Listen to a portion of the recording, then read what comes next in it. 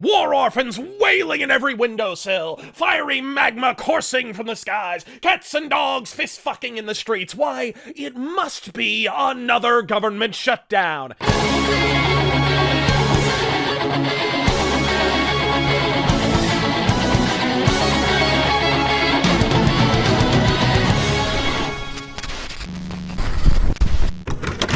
And just like every other shutdown, somehow, in the absence of overbearing governmental oversight, the planet continues to revolve on its axis while Congress have their thumbs up theirs. And therein lies perhaps the greatest peril for the governmental establishment on both sides as the autistic impasse persists. The authoritarian ass-canyons deigning to decree what the unwashed masses truly want, even as polls skew harder and harder in favor of a fucking wall as the shutdown rages on. Simply put, the longer we go without government, the quicker we come to the dawning realization of what a profound fucking irrelevancy it truly was in our daily lives to begin with. It's one thing for Annie Ancap to shriek about auditing the Fed between Waco conspiracy circle jerks. It's another thing entirely to allow the public themselves to experience the absence of government for their own damn selves and waken to the reality that it only really affects them when it taxes or arrest their ass. How else will the roads get paved? I don't know, with the private companies the government contracts to pave the fucking things to begin with? Where we're going, we don't need roads. But who will provide education? The same people providing it now. Yourself, a private school, or no one. I don't know if you've caught the news wires out of the land of milk and soy, but the aptly titled Red for Ed movement has your kid's cranium bent over the sofa and it's holding his hindquarters at ransom. Education ain't about book learning, Littlefoot. These days, it's a convenient ploy to stiffen up the Democrat line in a soft cycle because that's the only way the DNC can achieve an election anymore. Which brings us to the blame game, and oh, there's plenty to go around. Trump for acceding to the wishes of the wilting violets in his own party and postponing the wall vote until after the midterms when he frankly should have fucking pushed the issue in hindsight, and Democrats because their sole unifying principle is standing adamantly opposed to the solitary centerpiece Trump ran on to butt fucking begin with. And I'll say this for the shitbags shrieking about this being solely on Trump. At least he's actually meeting with the opposite side. In the 2013 shutdown, Obama wouldn't even come to the table to talk with Boo-hoo Boehner and the rest of the GOP-controlled Congress. We're not going to negotiate under the threat of a prolonged shutdown until Republicans get 100% of what they want.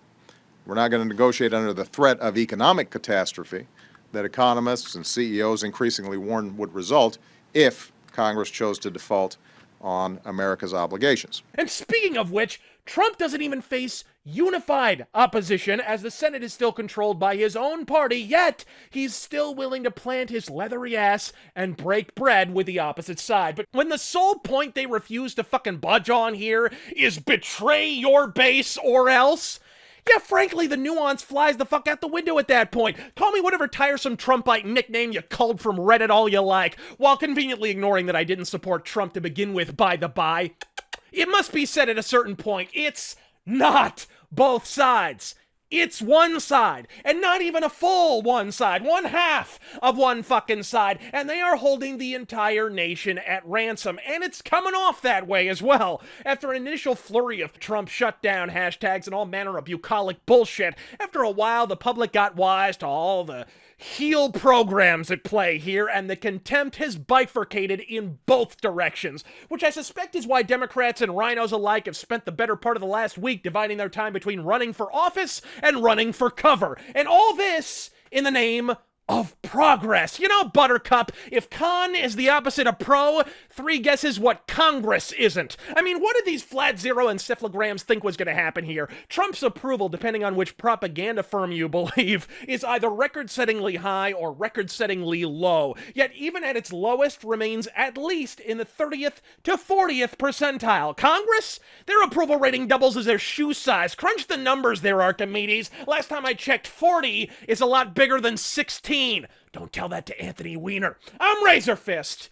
God fucking speed. The same old thing. The same old thing. I just wanna shut it down. Shut it down. Wow.